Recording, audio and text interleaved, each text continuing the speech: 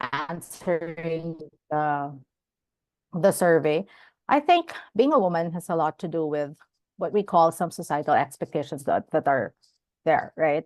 For us, such as the gender roles. What are the kinds of gender roles or expectations in terms of family, caregiving, household duties?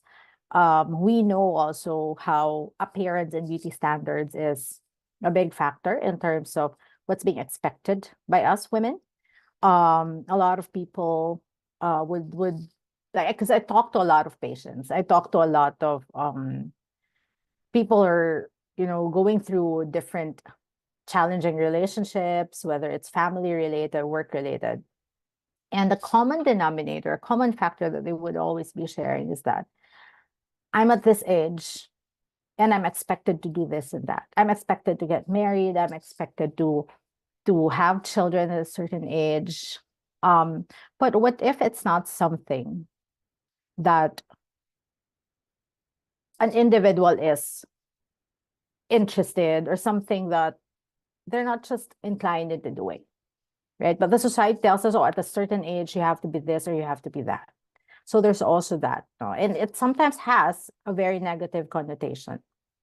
Okay. When we talk about career and ambition, you have to be a mom. At the same time, you have to make sure that you're also building a career on your own because you've had the degree, and how is it going to be? You don't want to waste your degree. You don't want to waste your college degree and just stay home, right? So it gives us that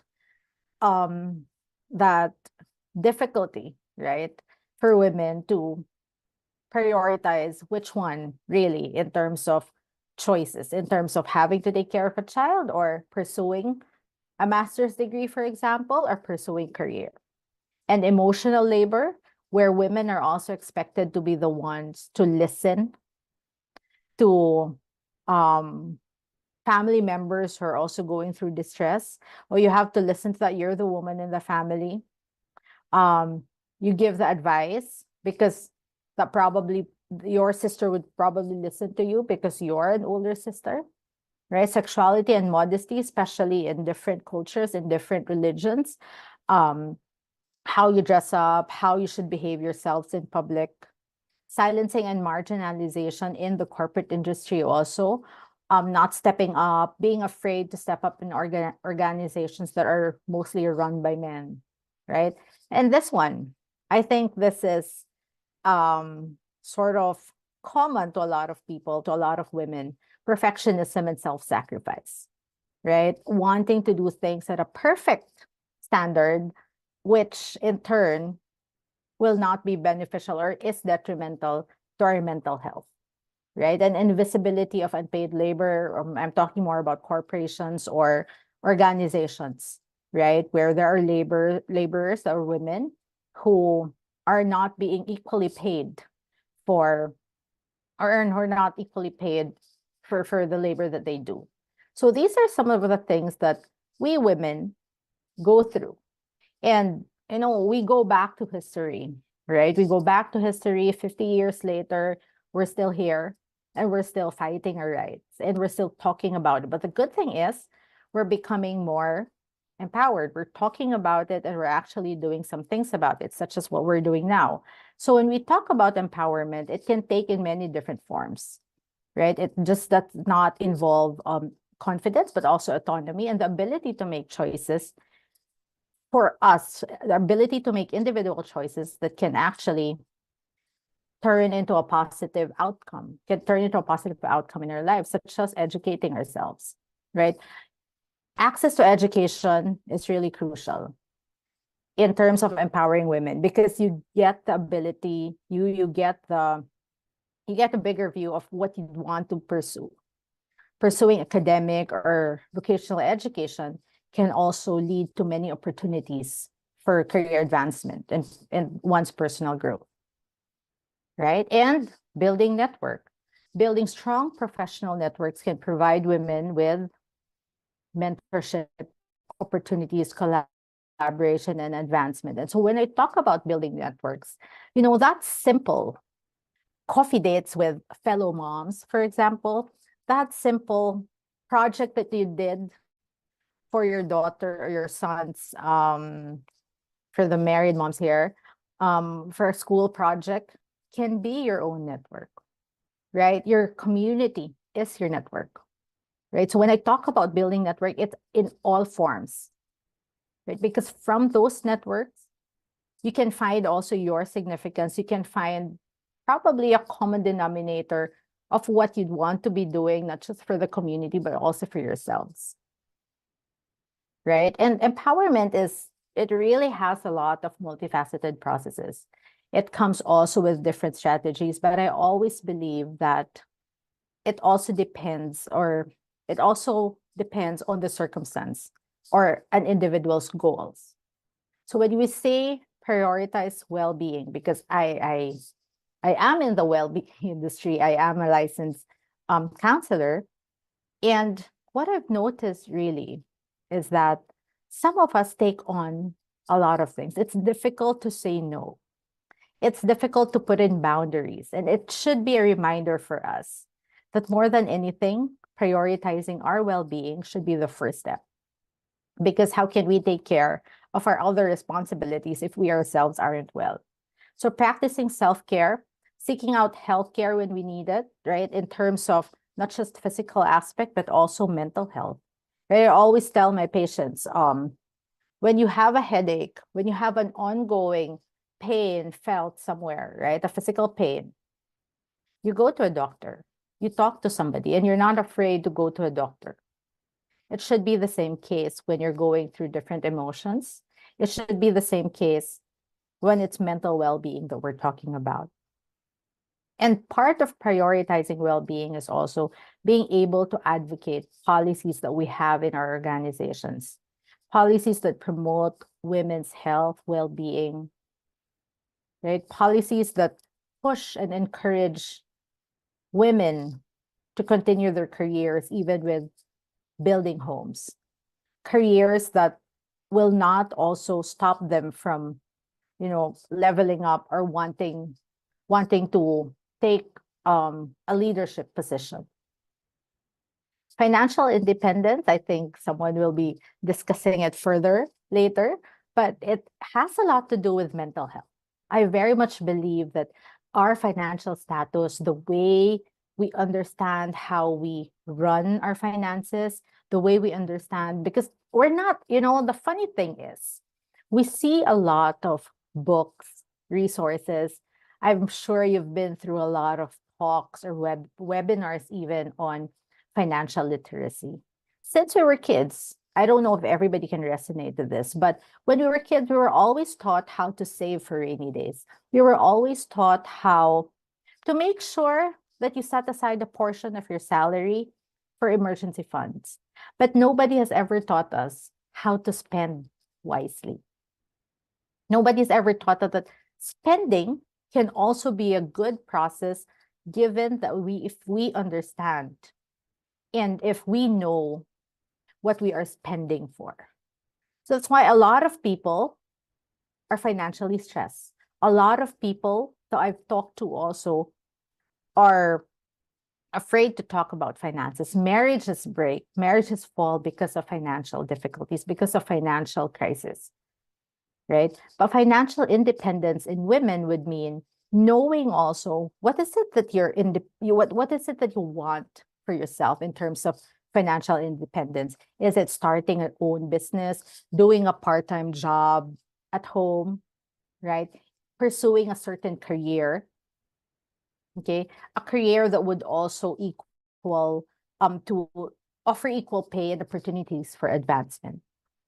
And that's one way for women to be empowered. Another is, of course, to challenge gender stereotypes, right? We pursue a lot of interests, careers traditionally dominated by men, or advocating for gender equality in your own workplaces, knowing that if you are interested in something, whether it's an industry or it's a workplace dominated by men, trying to push and trying to pursue what works for you. Okay. Yeah, and I think really being able to determine what matters to you as a woman also involves a lot of introspection, self-awareness, and really a reflection on your goals, your interests, and what values that you have. Because, being empowered would really mean knowing what matters to you the most, knowing what is it something that I want, what is something that I foresee myself doing in the future, because your happiness, your feeling of being content will definitely go back to that, right? I think that's my, did I make it 20 minutes? No, this is right on time. Thank you so much for this. Okay, thank you. Thank you. And we're looking forward to listening more during the panel discussion later on. So maybe I'll just turn it over to Rosalia from Dixie. So Rosalia is a fintech executive, a lawyer, an author, and a humanitarian. Very energetic, so I think she will help with like the afternoon post-lunch sort of energy. So Bixie is an award-winning financial technology company for women, recognized as a top fintech in the region. So Rosalia has over 15 years of experience in international law, diplomacy, and finance in Asia. And she has built Bixie in the last couple of years throughout the pandemic, I would say, and it's now she's based out of Thailand. When originally, actually, when I was thinking about when Hati was putting together this webinar, I thought immediately of Bixie because we are 100% aligned on the vision and the mission of how we can empower women through financial independence and how women can understand not just in terms of how to make financial transactions, but Rosal is a huge advocate of investing in financial independence through investments. So I'm just going to turn it over to Rosalia and looking forward to listening to your contribution.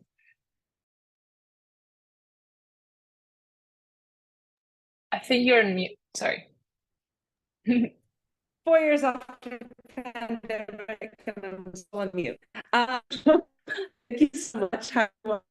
Thank you for this invitation to speak. As Maria mentioned, yeah, I'm personally and professionally completely aligned with what Hattie Health is trying to do. Men and women are equal, but we are different. And I think it's really important that there are platforms that recognize our health distinctions, our financial distinctions, because there are already those that recognize our dating distinctions. So why not extend the logic where it matters most to us in our lives? So I first want to just say thank you so much, Shine, for your presentation. I feel like you made us feel less crazy. Your first slide is just, your first slide was just a grocery list of contradictions of like who we are and who everybody thinks we should be.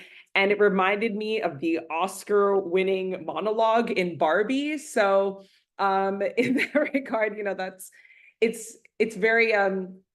it's very disarming to see it listed out like that, but it feels really good to know that we're not alone.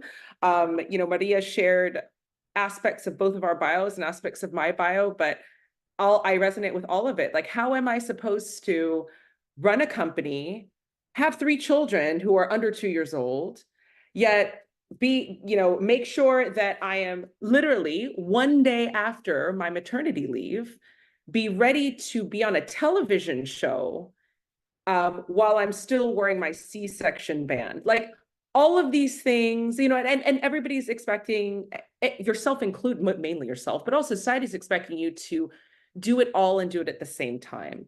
So for anyone watching today, I hate to be the bearer of bad news, but Shine, I think, is alluding to this. You cannot do it all. You cannot have it all at the same time. You can have it all, but not at the same time, because it's a series of contradictions and you will destroy yourself trying to achieve all of these things. So that all being said, thank you so much, Shine, for sharing your list. It makes my work a lot easier. I'm going to focus on the easy bit, because rather than trying to shapeshift ourselves to our authenticity in society's roles, I'm going to talk about something really easy, which is getting our money in order. And most of that is really just involves looking at it. And I know that seems untrue. So I think I want to maybe kickstart with my own story, to illustrate like it really is kind of that easy.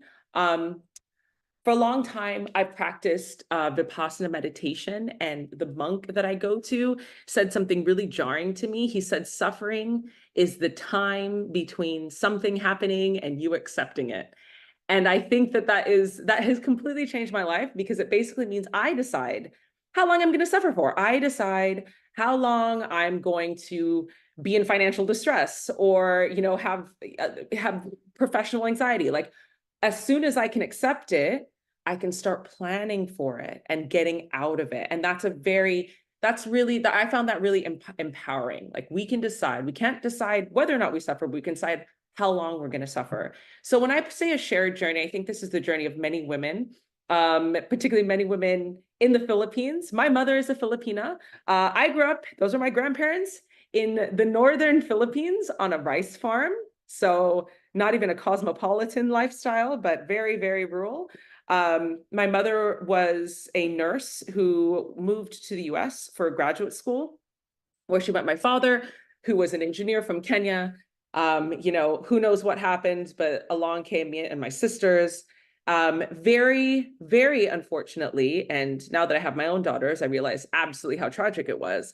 When she was 36, she died of cervical cancer. So a completely preventable maternal health issue. So anybody watching, get those pap smears regularly. I get them every single year, sometimes twice a year, just for shits and giggles. But you know, so that's really, really important. So she died of an entirely preventable maternal health issue.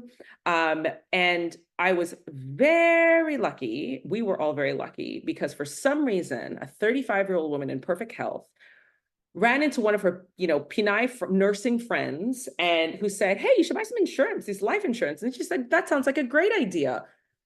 And poof, she bought life insurance just before she was diagnosed. So she actually was able to access it, and we were all able to benefit from that. And I used that money to pay for, I did my bachelor's, my master's, my law degree. Like, it was a game changer for me and for my sisters. And it was that just such a seemingly trivial investment decision made an entire impact generationally forever. So that could be a shared journey. I think a lot of people can identify with being an OFW or a child of OFWs, you know, coming from humble beginnings, but then the question is, and then what? And I think the really important part is recognizing that finance really isn't that complicated. It comes down to setting a goal and making decisions, and pursuing it methodically. I think one of the best things I've heard is like, slowly is the fastest way to get there. And that is the same for life as for your portfolio. So this is not just a pitch for Bixie, but it's kind of like the solution that we derive really came from these experiences that we personally, my sister and I had, but that were indicative of how women interact with money. So spoiler alert, we're very different with money when it comes to than men when it comes to money. My mother getting financial advice from, you know, one of her friends is a classic woman thing. And she invested, you know, concurrently with her friends, a classic woman thing. Men are a little bit more lone wolf about it. But one of the things, and this is all evidence-based, women tend to make financial decisions with their peers. So sometimes that can be great in terms of mitigating risk. Sometimes it can be a bit the blind leading the blind. So that's a behavioral norm that we have. We also tend to lack confidence. We think we lack knowledge, but the reality is, actually, statistically, we don't have that much less knowledge than men when it comes to money. We just don't have the confidence to pull the trigger.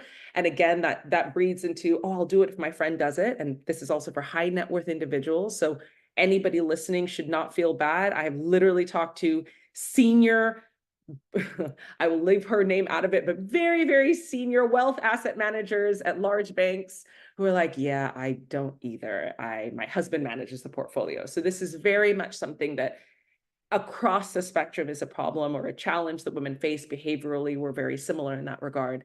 So what we focus on at Bixie is really to pull us out of our shells and build up our confidence so that we start realizing that, like, finance, which is this absolutely amorphous term that people like to throw out, it's really not that complicated. It's the movement of money. And we simplify it by making it more of a game, allowing you to kind of play that game by having access to some, you know, tokens that feel less like scary money to lose and more like, oh, it's like a game that I'm playing. And then of course we like to build community and trust around the network for this, because I think, again, women don't want to walk into even wealthy women don't like walking into banks and asking for advice. They prefer to talk to their friends. And so we try and facilitate all of that. So that's really the solution we built at Bixie. But specific to today's topic, I want to talk about wealth as health. Like, we've often heard like health is wealth. Yes, that's very true. But the opposite is also true. Especially now post-COVID, inflation it's absolutely bonkers. I'm currently dialing in from Australia. I married an Australian person, and we are here visiting our family, or his family rather, than introducing my 25 children to his family.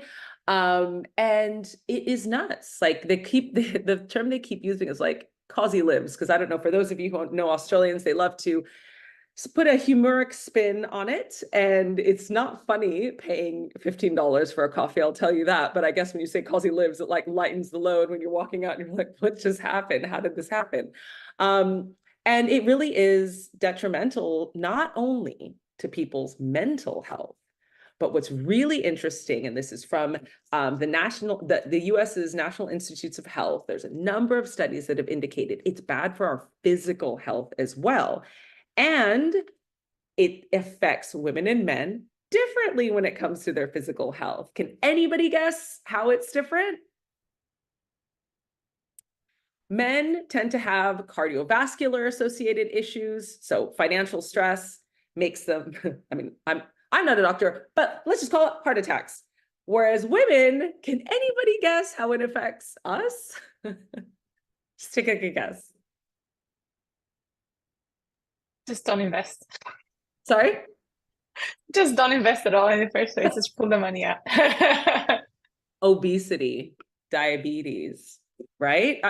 I'm seeing the nod because that makes sense. So like, one's getting all crazy and aggro, the other one's literally just sitting around and eating while we're stressed about our finances, right? Like, it's not just financial health, financial stress is now the leading cause of stress in our lives.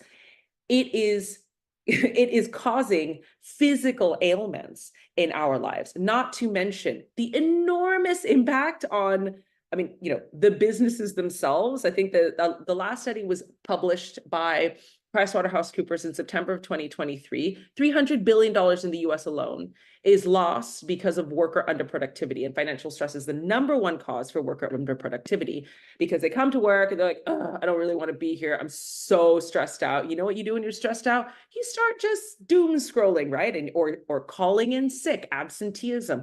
And this is coming at a huge loss to not only individuals, but to their companies. So wealth really is health. You know, it's as important to monitor and track your finances, savings, budgets, portfolios, as it is to track the number of steps that you take in a day. So I really want to emphasize that no longer is this notion of like investment and money something that is an afterthought to your necessities. Now, in an era of post-COVID and inflation, it's becoming intricately involved with your day-to-day mental and physical health. So this is the part where I would say how, now that I've scared everybody and they think they're all going to have like obesity or a heart attack in the next 5 years, there's of course ways to get out of this. And Shine knows this because she's a licensed therapist. And so much of what we do at Bixie focuses on behavioral change. It's not as simple as just saying, well, you should just get a budget and you should do it, right? Like, of course, everybody knows that. And yet they're still like, I'm going to avoid this and watch Netflix tonight. So we try and make it simple. But another quote, and this time I'm borrowing from Oprah. It was a Trevor Noah and Oprah interview, and Trevor Noah said, "You've met a lot of successful people. Like, what's the what's the common thread of a successful person?" And she said, "Well, successful people know where they're going." Meaning they have a goal. I think a lot of people are just out here, and I mean a specific one. So really like having a goal such as, and it's not an ambiguous one. It's not like, I want to buy a house.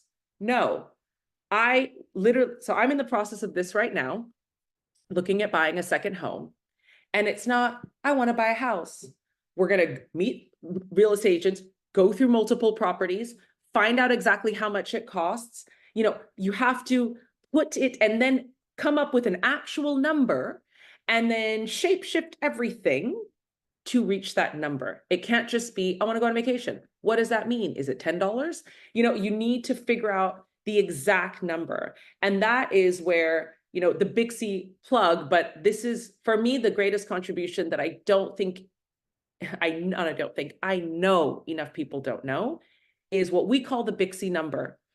This is how much money you need to do whatever you want, whether it's for the rest of your life or the next 10 years. I borrowed a part of this equation from the financial independence retiring early movement, where you can basically equate like, how much money do I need? So everybody just thinks, oh, if I want to stop working for the whole, I have to be a billionaire. That's just not true. You have to be 4%.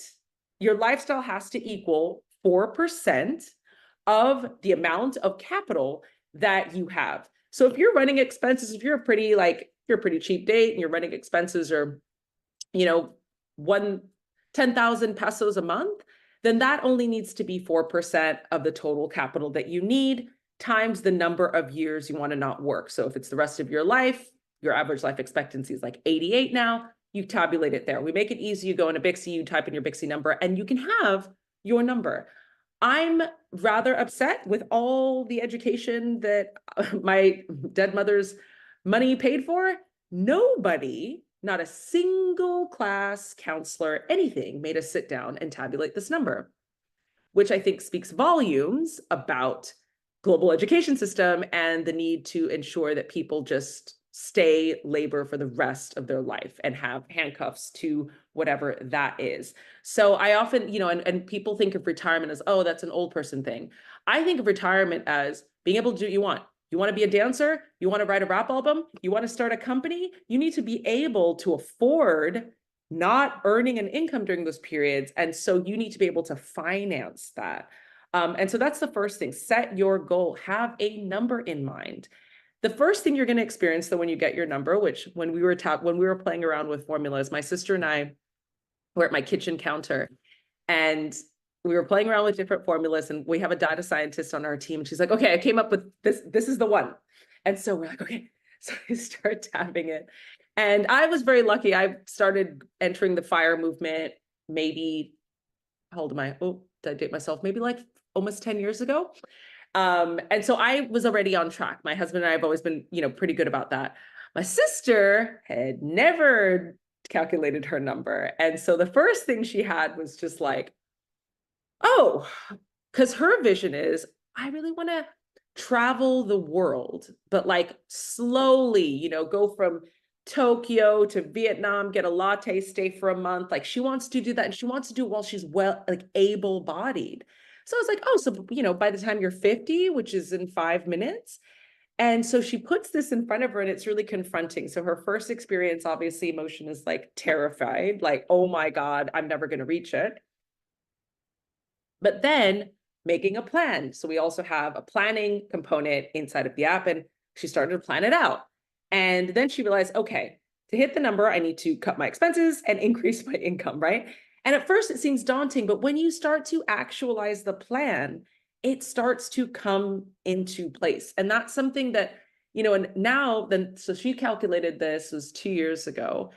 And now she's like, it's almost, you almost think like, what a miracle, but it's not a miracle. It's setting a goal and having a plan. Like she is well on her way. And it's, once we have a plan and we start working towards it, you become a bit unstoppable. And I know that Shine, as you know, a therapist can attest to that. It's not manifesting. It's not like a miracle. It's, you sat down, you made a plan, and you started to tell people about it. So she started running around asking people, like, so she took off the shopping apps from her phone.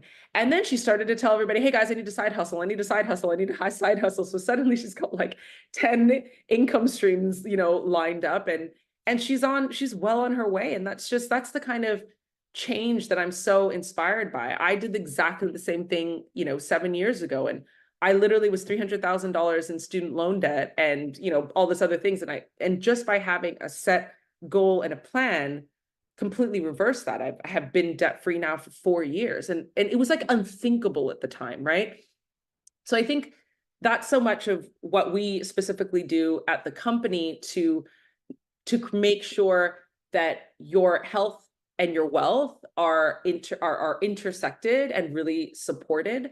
And I think, you know, so much of that, the thing that I find really disconcerting is that it's so simple yet so daunting.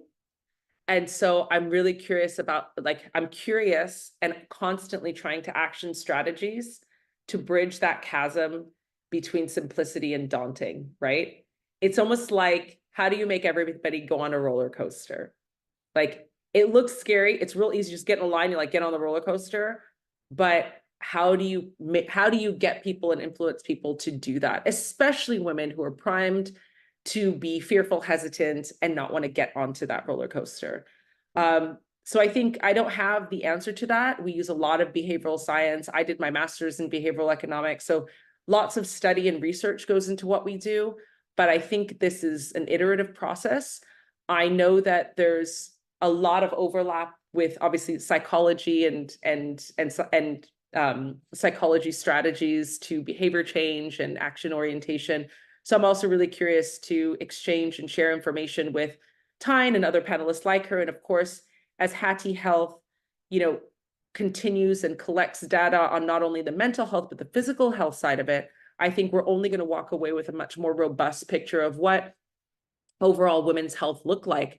And that absolutely includes financial health and stress, especially because we make 4 out of 5 financial decisions for families. So I guess I can end there. I hope I didn't terrify anybody. I hope that everybody feels, because that's the most important thing. I hope everybody feels empowered to start their financial journey. I hope everybody feels empowered to say, you know what, I can actually do something today. I can at least pick a goal number. That's just do that. And so I'll admit, I did that, and I stuck the piece of Post-it, and it's on the front of my office desk every single day. And the first day I did it, it sounded laughable. And let me tell you, it's not laughable anymore. My husband and I, we do quarterly, we're a company, right? And so we have a quarterly meeting with our portfolio, et cetera. And even this year, we're like, oh my God, I can't believe we're actually going to get there. This is somebody who we've known each other for 13 years. Like, we could never have imagined, as a couple of idiots who used to chain smoke cigarettes in the back of a parking lot, that this would be achievable in our lifetime. And so I think that this is really taking action, making a goal, having a plan, and taking it slowly is a strategy that works. And I really hope everybody after my talk feels encouraged to do it, no matter what your income level is, no matter what your education background is. So thanks so much for the opportunity to share. And please go ahead and download the Bixie app if you so dare, and come up with your number, because that's the most important part. Thanks. Thank you. Actually, I'm very curious about my number now, because I feel like those lattes are probably killing my budget. So yeah, I definitely want to try it out. And I think what is more important, I think you touched upon it, is that yes, we are similar, but we are very different with men. And then I think we see it across like different aspects, how we respond to mental health challenges. And there's multiple studies, for example, right? Like that women suffer a lot more when it comes to financial stress. But then at the same time, that takes a toll. And then that projects also from a physiological standpoint, apart from stress eating, which I'm very guilty of. But like in general, you can see how that affects their performance. And most of the times, because it's in addition to additional stresses that the at home, kids, elderly parents would usually tend to be, the household help, then that kind of compiles. So I think that's why I want to take the time to introduce also what Hattie Health does, and then showcase exactly why we think that having the financial health and having like the mental health is important, but also like looking at the physical health as a component. And Rosalia, thanks for sharing your personal story. I guess like this is very important, and how women are looking after their health. And we know this is research that's validated, where most women don't actually they don't know what's required for their annual checkup, right? They delay it, and most importantly, in Southeast Asia overall, there's a bit of an element of taboo and a stigma. So we want to cover this now. I'd like to introduce Aya, who's my business partner, and she's the Chief Strategy Officer of Happy Health and also the CEO of Nala Woman, which is a very revolutionary company focusing on menstrual products. So this is why there's like a very natural link. So I'm just going to let Aya take over and then go through our presentation. Thanks, Maria, and hi, Rosalia. Shine, thank you so much for sharing your experiences.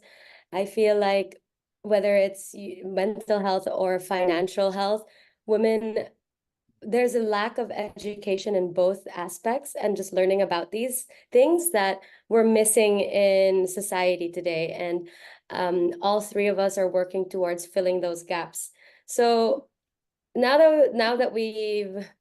allow me to introduce Hattie Health, which is a platform that increases access to address women's wellness. So like Maria mentioned, I started a menstrual health company a few years ago.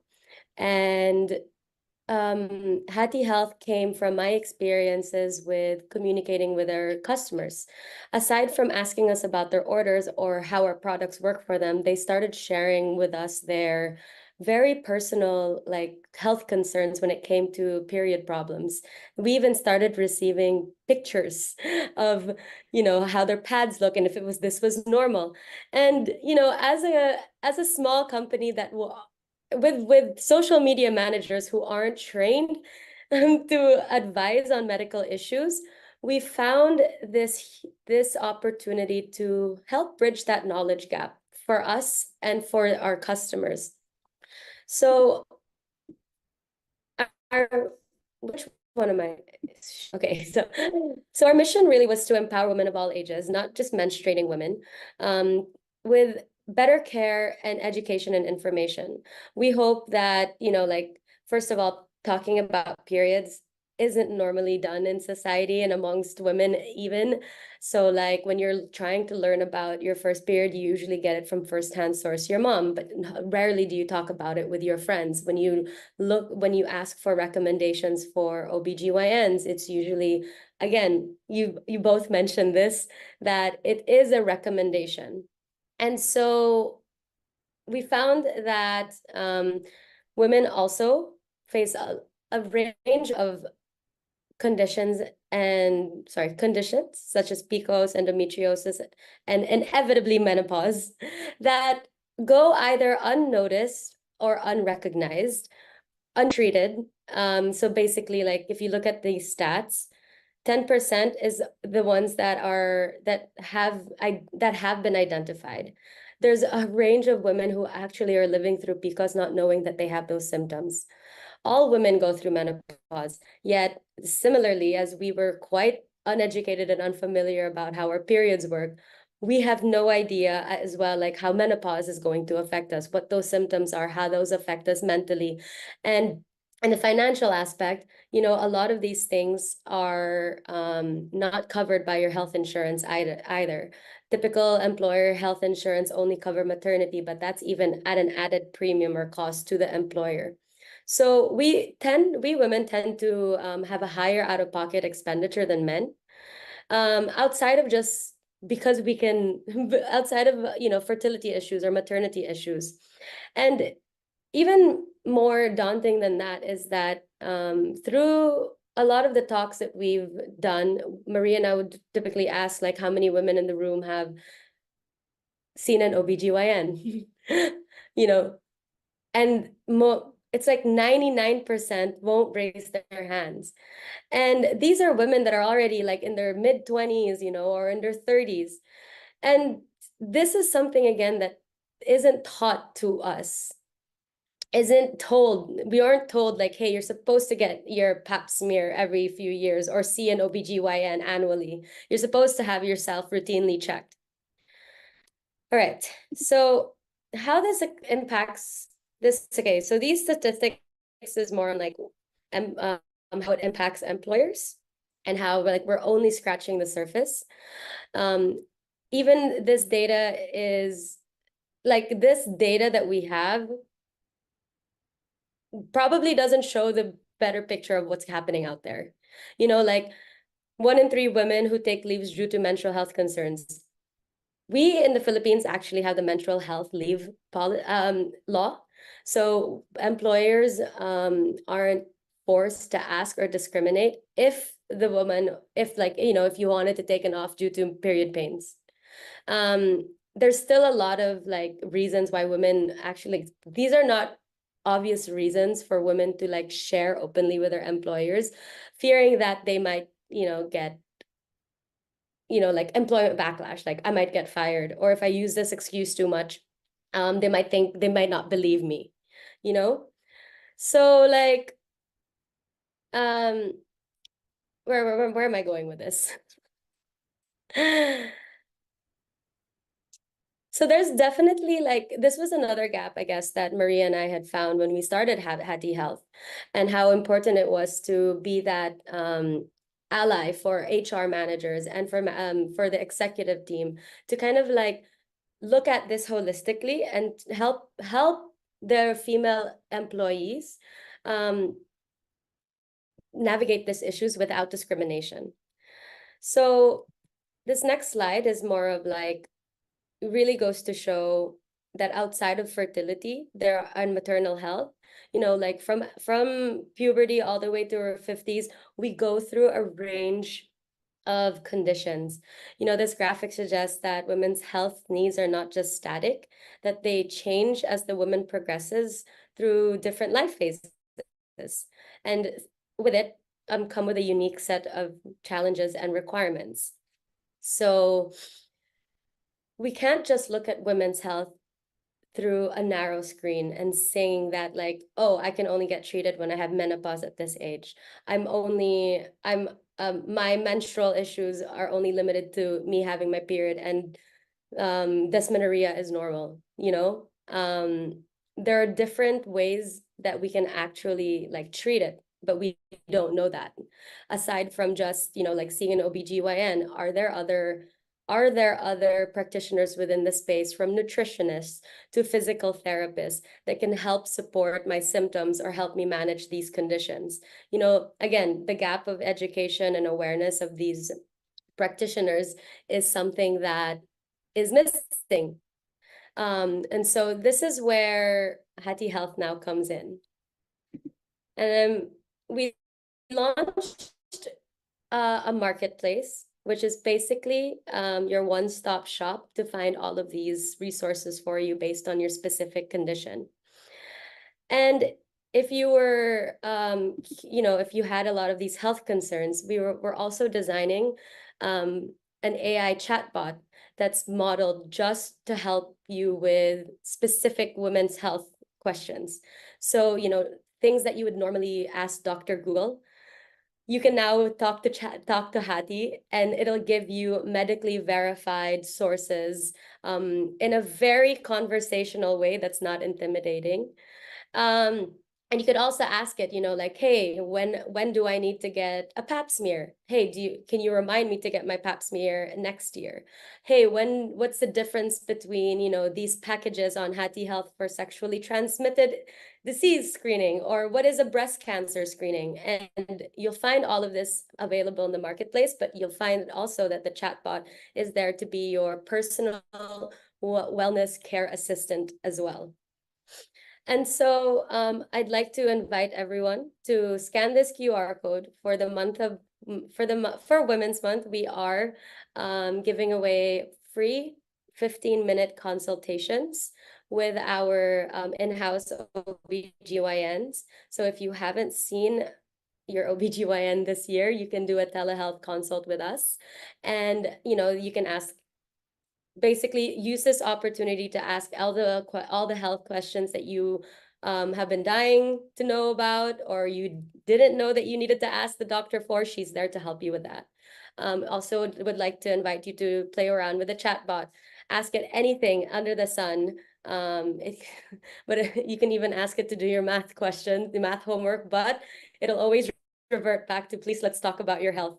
And, you know, like, feel free to connect with us as well. You can provide us your feedback on how you like the bot, how the responses have been for you. And if you have any, you know, suggestions or ideas for what we can include in the marketplace, or even what kind of services and programs you would like to see, we're open to feedback and suggestions. I'll leave it here for Maria to. I'll leave this Q&A here for Maria to take over now. Thank you. Thanks, Aya. Thank you so much. So I think we just want to run a quick poll, I think, and we want to tie it back to what we talked about on the employer side. So I think there's a couple of pillars, right, where people seek their they seek the source of truth, right? So obviously one of them is your employer. And why we think that the employer is like one of the most important allies for your health is obviously they directly benefit from your presence and your productivity, but at the same time, it's a significant source of community. So we have been running this this set of 2 polls that actually we're going to run now for a couple of events and webinars, and that helps us a little bit understand how employers and employees are perceiving the benefits that they're receiving. So actually what the trend is emerging now is that we see a significant divergence between what employees are looking for and what the employer is actually willing to provide.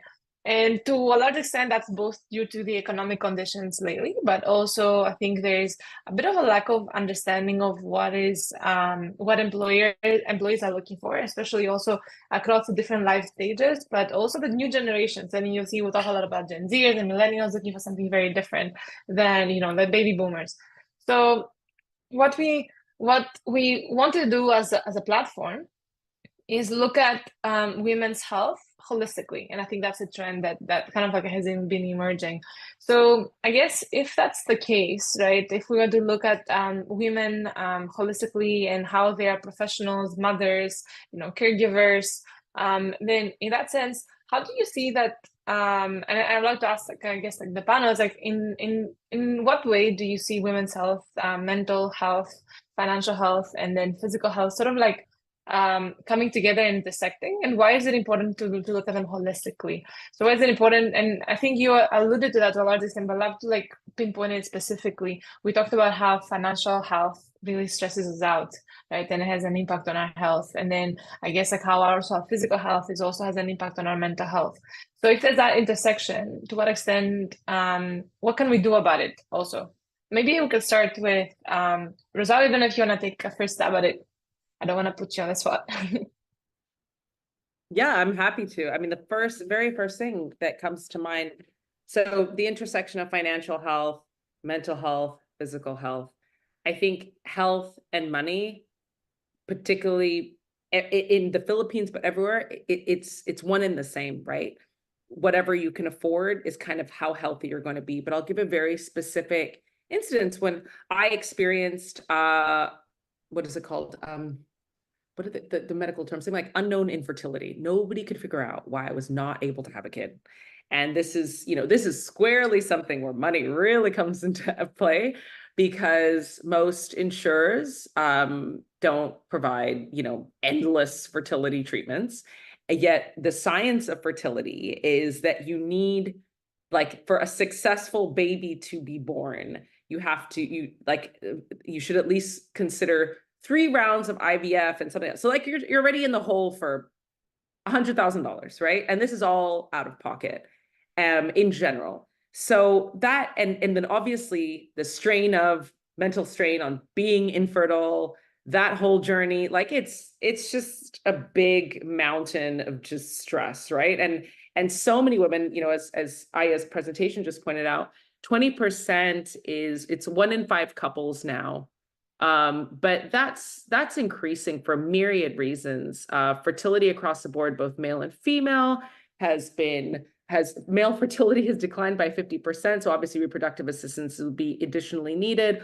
We're having kids super old. I was one of them, our generation. So this is just something that it's 1 in 5 now. It's going to be more, that number is just going to keep increasing. So a lot of women really need to start thinking about this now, in order to be able to afford all of the assistance that they're probably going to need in a handful of years to get that baby that they want, or at least keep the door open for that baby that they think they might want because I think a lot of us ended up there. It's like, oh, I never really thought about it. Oh, I guess that's all I think about now. So I think that the nexus is, I know that, health and money obviously play a role for everybody, but specifically when it comes to, things that women experience, like fertility or infertility, like regular visits to the OBGYN, they're just so wedded, financial, mental, and physical health. It's almost impossible to distract them. But that being said, fertility is probably the pinnacle of that, just because infertility is so expensive, financially, psychologically, and physically. It will tax you to places you never knew. That is until your kids come. No, just kidding. Actually, that's much easier thereafter. So, but the kids are the pleasure after that. So I want to put that out there for so many women, especially the kind of women that would be watching a webinar like this. They fall squarely into, this is probably affecting you or going to affect you. And you really need to get ahead of that financially, and you really need to get ahead of that, psychologically and physically. People often ask whenever we Big C host webinars or on panels, what's the best time to invest? And let me tell you, when it comes to fertility, now, like yesterday, start that journey now. Start getting that mental health expert to help you on the journey. Start looking for those doctors. Start saving for that. Start talking to insurers, because you don't want to do it when it's too late. But for me, I ended up with a happy ending. Thank the universe. But for so many, it's just not a guaranteed ending. It's not like anything else we've ever done as successful women, which is work really hard and you'll hit your goal. That's just not the case. Effort does not equal reward when it comes to the fertility journey. And I think it's just really important that people understand that. Yeah, thank you for sharing. Shani, maybe you would like to go next. Yeah, I'd like to add to that. Thank you, Rosalia, for that. When we talk about mental health and financial health and physical health, I think they're closely intertwined, right? I think that's what we've established ever since the start of this conversation. When we talk about financial stressors, also such as unemployment, like a sudden loss of job or debts, right? Piling up.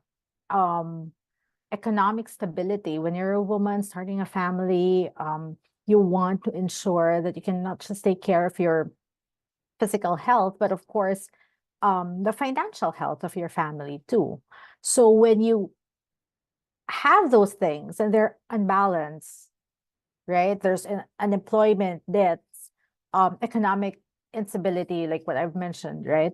It can take a very big toll on your mental well-being, because that can lead to the feelings of anxiety, feelings of depression, low self-esteem even, right? So mental challenges can also impair our decision makings.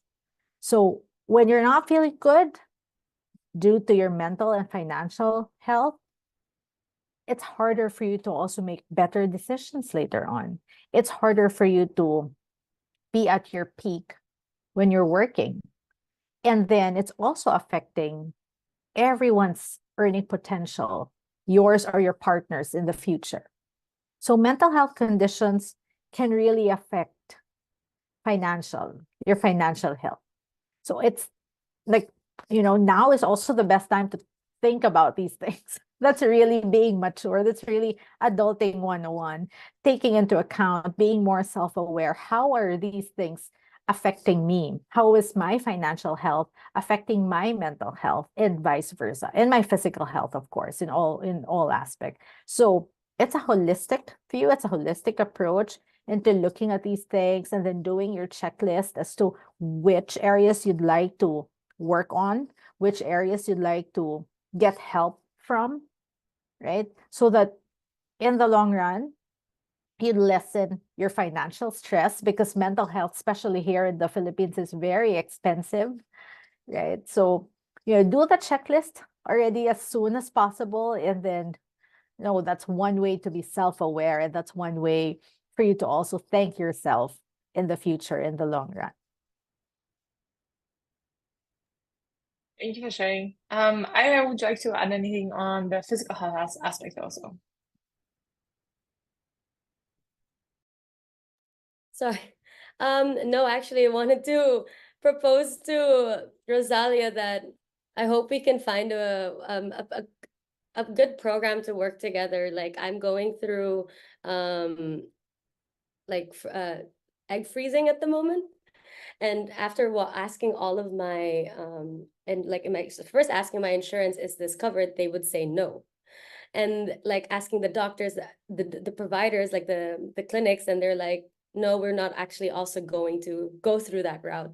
And so I really hope that we can find like a shared product or build something around that to help women, you know, within this age group in the Philippines, where one, they don't know that egg freezing even exists, and two, it's really, really expensive here. No, but to add to your point, Maria, I don't have anything to add. I think it's exactly spot on, right? Because I think the one thing is that post-COVID, right? I think mental health became a little bit more accessible because a lot of employers started implementing different strategies, and it was mandated by DOLE. So I think there was like a lot of different initiatives came about, and people became a little bit more open to talk about mental health. I don't think it was the same. It was the same taboo that was before, but now that we see a lot is that then obviously there's been different initiatives in the workplace when it comes to financial health. So the reason we're seeing is that physical health is something that has been taken for granted because of HMO. But I think most of the times we haven't really looked at how effective are those benefits, right? And then if they are to an extent, if they're effective, then what is the pickup, what is the interest from the different employers? So from different activities we've done with employers and HR, what we've seen is that they're interested in offering what is a baseline, but then going a little bit more the extra mile because they see the impact. And to Aya's example, I think before we were talking a lot about maternity leave. Now, a lot of women are going through transition to, prioritizing careers, delaying having families. And then obviously in those cases now, then you want to still have like your options. So Rosalia, want to challenge, can we have it all? Right? Like in those cases, can you actually have it all? Because I think, like speaking, for example, when I was talking to my mom at some point, and I was thinking, me and my brother, we have very short age difference between the two of us. So only when I became a professional, I figured out, how did she do that? She took maternity leave like, one after the other, and then she juggled everything all together. And you think about it and you're like, how is this possible? Would I be able to do this? And you start thinking about the financial stress around it, of having like two kids, the mental aspect of it, and then obviously the physical sort of pressure your body goes through. So I like to see, can we have it all? And then if not, what are the compromises, or what can we do, help from around us to try to have it all, or as much as possible. So yeah, as I said before, I hate to break it. No, you cannot have it all at the same time. You can have it all in your life, in the course of your life, but you're not going to have all at the same time. And I'm not saying that to be negative. I am, I've known a couple of you like we'll put in the effort, right? Like we'll do everything it's possible. But it's just, there's only so many hours in a day. There's only so much bandwidth. But more importantly, not everything in life is effort equals reward. And that's why women thrive in universities. We're always the top of our class, majority of this, but when the real world, things are more dynamic, and you're like, how did this happen? So I don't think we can have it all at the same time. I think that if you try, it comes at the enormous, cost of your mental and physical health, which I've seen I know I have so many female friends similar to myself who are trying to like do it all. And it's like, okay. And something always gives, right? Like either you're going to look like crap, feel like crap, be crap. Like something is going to give somewhere. And I think that that's just really important that we let that go. So, for example, I was pregnant with twins last year, right? And I'm supposed to be out there like fundraising for my company, flying around. And my doctor's like, you are going nowhere, my friend. You are lying in bed for 12 weeks. Now, that is not the news that, a female CEO of a startup really wants to hear. And it's most certainly not the news that her investors want to hear, but it is the reality. And that is a fact. And you need to accept that. And so it's like it was just a perfect illustration of, I could have it all. I have my twins now. They're amazing. I still have my company, but I could not have those at the same time. And I tried. I was definitely still working from bed, but I couldn't be 100% to everything at the same time. So I think that that's just really important that we not, and I also think it comes with patience. I know that startup journeys and life and, our attention spans are not created for patience. Like, we're so impatient and we're like, I have to be, I have to run $1 billion company and then start a foundation and then get married and have 4 kids and by my 28th birthday, because that's what every rom-com told me I was going to achieve. And that's what's going to happen. And that's just not even close to being achievable unless you inherited the $1 billion, like you had an arranged marriage and somebody had the children for you. Like that's not possible. So I think so much of myth breaking for women specific companies is really like, okay, this is what people say, but like, that's just not true. And you will have it all if you work really hard and do a lot of effort, but it won't be concurrently at the same time. Sometimes one thing is getting the lead and sometimes another thing is getting the lead. And that is okay. And in the collection of life, because we're all living forever, by the way, like 88 years old. So I'm, we're not, by your 40th birthday, you're not even halfway done, not even close to halfway done. You still have at least 40 more professional years. And you only have about 20 behind you, right? Like maximum, not even 20, because we all have to go to grad school, like 15 behind you. So I just think having a realistic expectation about time and what one can achieve and your biology, right? That's really, really important. Can facilitate you having it all. Just there's certain phases, seasons, whatever you want, terminology you want to use, to have it. Interesting. So maybe if you want to go next, or otherwise, actually, I was gonna ask Sharon. Sounds very stressful, right? Like that realization, coming to the realization and the acceptance that yes, we cannot have it all, but like what are interesting toolkits that we can have access to be able to mitigate that or find the relevant support for our mental health, because it sounds like there's a lot of pressure from within and from outside. I think mental health really has a lot to do with knowing that you can always ask for help, because the stigma in mental health is there. Like when somebody is overly burnt out and overly burnt out, that didn't just sound right. When someone's just burnt out or when somebody's going through a lot of distress, knowing where to get support is very crucial. So I think it all boils down to 2 things: your values as an individual. What are the things or the values that for you as a woman, at a certain age, at a certain phase of your life, what would you want to be able to achieve? And then the second part is the support system. I think that's where mental health also gets in or comes in. Having the right support system is very crucial. When I talk about support system, it's not just your partner being your support system, your organization being proactively supporting, encouraging women to come back to work, at the same time being able to support the decisions or the challenges that a working mom has to face, or communities where you exchange ideas or exchange simple conversations on what postpartum disorder is all about. Because some of us, after giving birth, we don't even know we're going through that. We're not sure as to what to name the feelings that we're going through, right? The feeling of being overwhelmed because you have an infant or you're taking care of your school-age kid while managing your own business or managing a number of people at work. So getting the right support, getting it and knowing that it's okay to ask for help, something that what we do in Infinite Care, right? We have a lot of services also, not just for women, but for everyone, right? In terms of knowing where and when to get the support. Thank you for sharing. Rosalia, I guess maybe just to wrap up a little bit, any parting comments, any advice for our audience? Maybe also and then Sharon Fion at the end, just to wrap up the day. And thank you so much for sharing your learning so far. Yeah. But Rosalia, if you want to go first, yeah.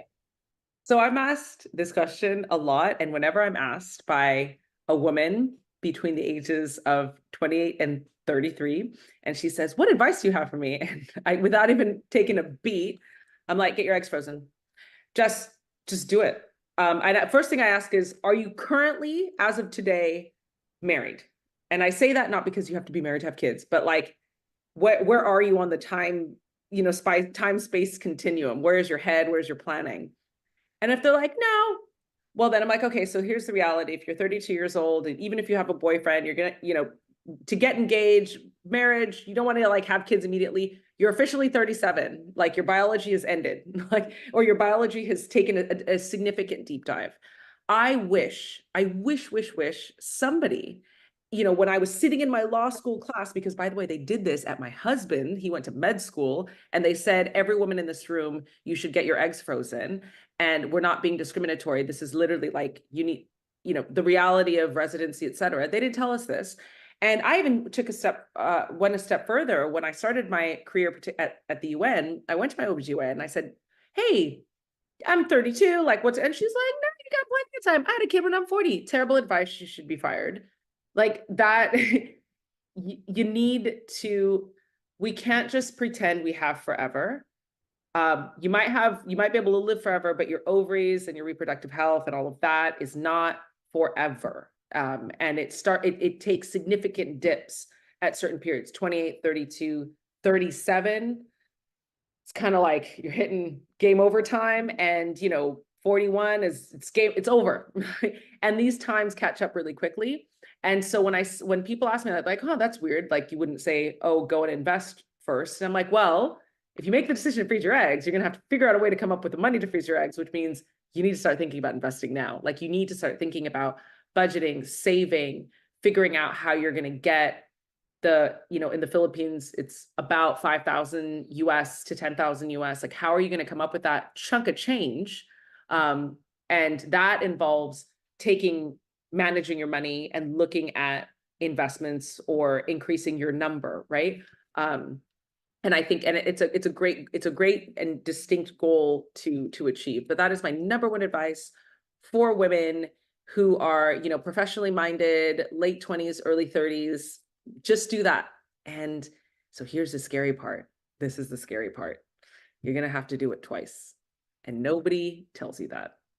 So that's the fun fact. You're going to have to get it frozen twice to actually have a statistically sound chance of having that child when you've achieved all the career things, whatever. And so you should be budgeting that number. It's not one time and then I'm guaranteed a baby. Absolutely not. Everyone's like, thanks for her. Everyone got scared or something. It's reality check. Yeah. My mind, I like, this is one of my good friends who was, we lived in New York at the same time, and she was a writer, and you can all look it up. She wrote an article called "Putting All My Eggs into One Basket." And you can, please look it up. It's one of those modern love stories. And she, did an IVF round and time to unfreeze, and none of them worked because this is just science and numbers. And so it's one round, two is usually. So let's work on that product. I completely agree. I'd buy it myself. I'd buy it for all my daughters. I have 3 daughters now, and I'm like, you get frozen eggs and you get frozen eggs.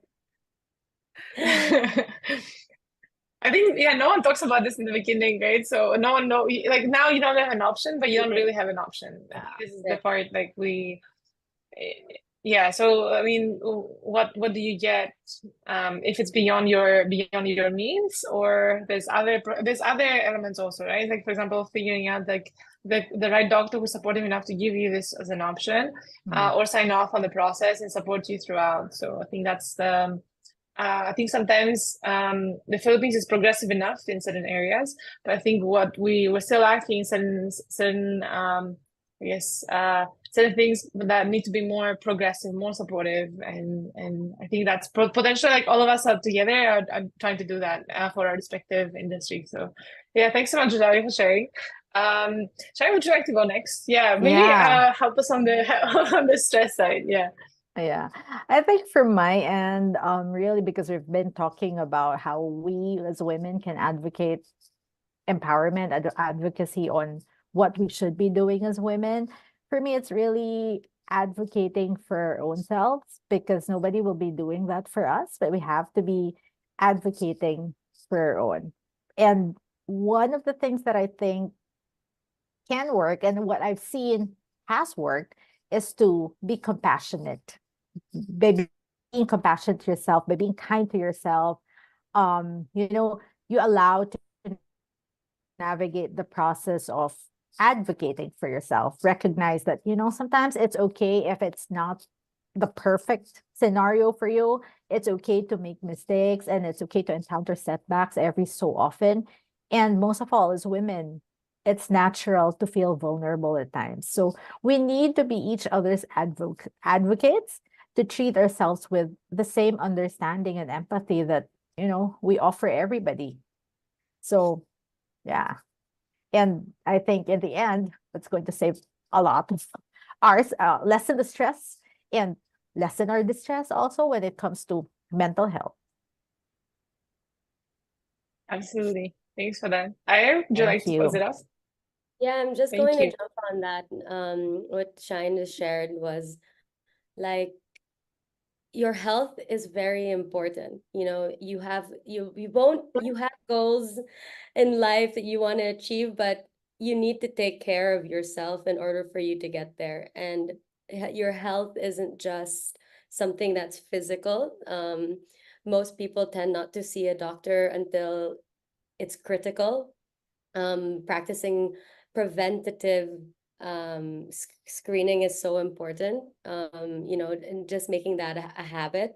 That's jumping onto what Shine said. That is definitely one way of practicing kindness to yourself by taking care of by taking care of yourself in that aspect. And I guess the last thing I would like to share is that like an empowered woman doesn't mean that you have to do things alone all the time. You have a community. You have and your community could be your workplace, your family, your friends. And you know, they will help you they can help you navigate through your different life stages as well. So look to them for help. Yeah, that's it. And I hope everyone enjoyed the last hour and a half that we've spent together. And you know, in celebration of Women's Month, somebody told me Women's Month isn't just a month, it's Women's Day every day. And I hope like this month help like spark those conversations that we carry on for the rest of the year. So back to you, Maria. Thanks so much. And definitely we have a conversation and potential partnership here. So so definitely something that we can do together. But yeah, thanks so much for joining. Thanks so much for sharing your learnings, and I hope it was useful. And definitely I think we can do later in the year, we can do a follow-up and see how people are utilizing those skills. And obviously if it's just attention being paid to those topics only for Women's Month, or actually like on a daily basis. So yeah, thank you so much again and have a great afternoon. Thank you. Thank you, everyone. Thank Bye. you. Take care. Bye.